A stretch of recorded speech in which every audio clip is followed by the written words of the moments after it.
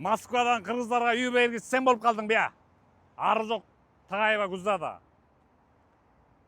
Ошақта кыргыздардан миллиондогон сомдор сатат экенсиң.